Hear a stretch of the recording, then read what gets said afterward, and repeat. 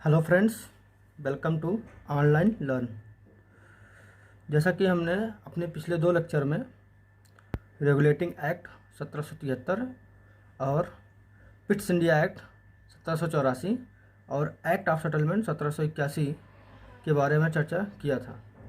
आज हम उससे संबंधित कुछ प्रश्नों को हल करेंगे जो किसी परीक्षा में आए हैं या आने की संभावना है। तो जैसा कि हमने पहला प्रश्न लिया है, निम्नलिखित में से किस अधिनियम में कलकत्ता में सर्वोच्च न्यायालय की स्थापना का प्रावधान किया गया था। तो पहला ऑप्शन है रेगुलेटिंग एक्ट 1773, पिट्स का भारत अधिनियम 1784, चार्टर एक्ट 1813 और चौथा ऑप्शन है चार्टर एक्ट 1833। तो इसका पहला जो ऑप्शन है वह सही है, यानी कि कलकत्ता में सर्वोच्च न्यायालय की स्थापना रेगुलेटिंग एक्ट 1773 के अधिनियम के द्वारा किया गया था। इसके तहत सर्वोच्च न्यायालय के प्रथम मुख्य न्यायाधीश एलिजा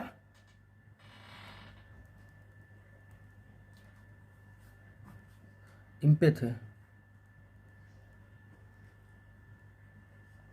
ये प्रथम मुख्य न्यायाधीश थे।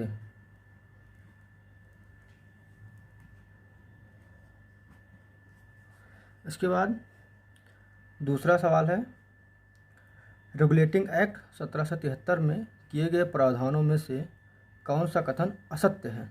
तो इस पर ध्यान देने की बात है कि असत्य पूछा गया है। तो पहला ऑप्शन है इस क्वेश्चन का, इस अधिनियम के द्वारा ब्रिटिश क्राउन का कोर्ट ऑफ डायरेक्टर्स के माध्यम से कंपनी पर नियंत्रण और सशक्त हो गया। तो यह ऑप्शन सही है। इसके बाद इस अधिनियम में यह व्यवस्था की गई कि कोर्ट ऑफ डायरेक्टर्स अब 4 वर्ष के लिए चुना जाएगा। यह भी ऑप्शन सही है। इस अधिनियम के द्वारा बंगाल के गवर्नर को बंगाल का गवर्नर जनरल पद नाम दिया गया। यह भी सही है। और लास्ट का चौथा ऑप्शन है उपयुक्त में से कोई नहीं, यानी कि इसमें पूछा गया असत्य। तो ये तीनों ऑप्शन तो अपने आप में सत्य हैं, तो इसमें से कोई भी असत्य नहीं है। तो ऑप्शन चौथा हमारा सही हो जाएगा।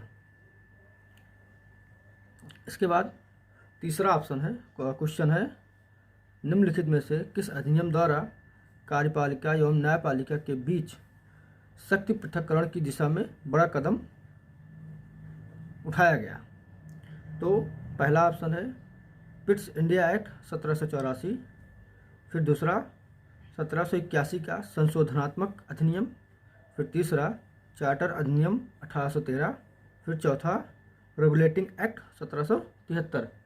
तो हमने आपको बताया था कि न्यायपालिका और कार्यपालिका के बीच शक्ति पृथक्करण जो हुआ था वह 1781 के संशोधनात्मक एक्ट यानी अधिनियम, इसे हम सेटलमेंट या एक्ट ऑफ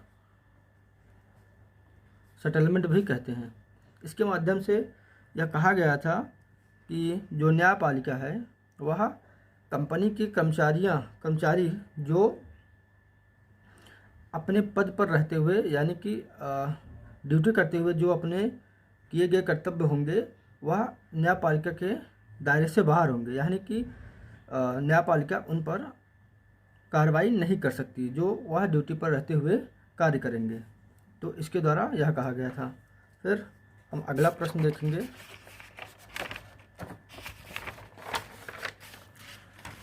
जैसे कि चौथा क्वेश्चन है, एक्ट ऑफ सेटलमेंट किस एक्ट की त्रुटियों को दूर करने के लिए पारित किया गया था। तो पहला ऑप्शन रेगुलेटिंग एक्ट 1773, दूसरा ऑप्शन चार्टर एक्ट 1813, तीसरा ऑप्शन 1784 का पिट्स इंडिया एक्ट, चौथा ऑप्शन उपयुक्त में से कोई नहीं। तो इसमें से एक्ट ऑफ सेटलमेंट जो आया था वह 1773 यानी कि रेगुलेटिंग एक्ट 1773 की कमियों को दूर करने के लिए लाया गया था। इसके बाद पांचवा सवाल है, क्वेश्चन, कंपनी के वाणिज्यिक और राजनीतिक कार्यों के बीच कंपनी के वाणिज्यिक और राजनीतिक कार्यों के बीच विभेद किस एक्ट के तहत किया गया? तो पहला ऑप्शन रेगुलेटिंग एक्ट 1773, दूसरा ऑप्शन पिट्स इंडिया एक्ट 1784, तीसरा ऑप्शन चार्टर एक्ट 1793, चौथा ऑप्शन चार्टर एक्ट 1813।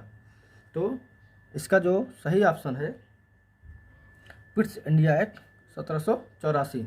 इसमें कहा गया था कि जैसा कि हमने अपने पिछले वाले लेक्चर में बताया है कि वाणिज्यिक मामलों के लिए वाणिज्यिक मामलों के निरीक्षण के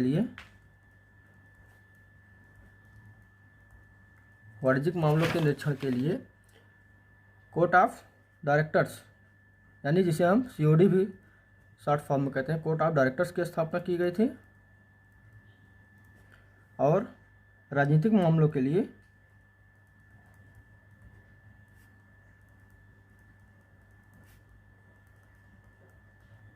बोर्ड ऑफ कंट्रोल, जिसे हम शॉर्ट में BOC भी कहते हैं, की स्थापना की गई थी। ठीक, तो आज के लिए बस इतना ही।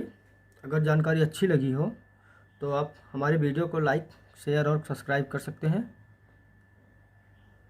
ऐसे ही और भी जानकारी के लिए आप हमारे चैनल के साथ बने रहें। धन्यवाद।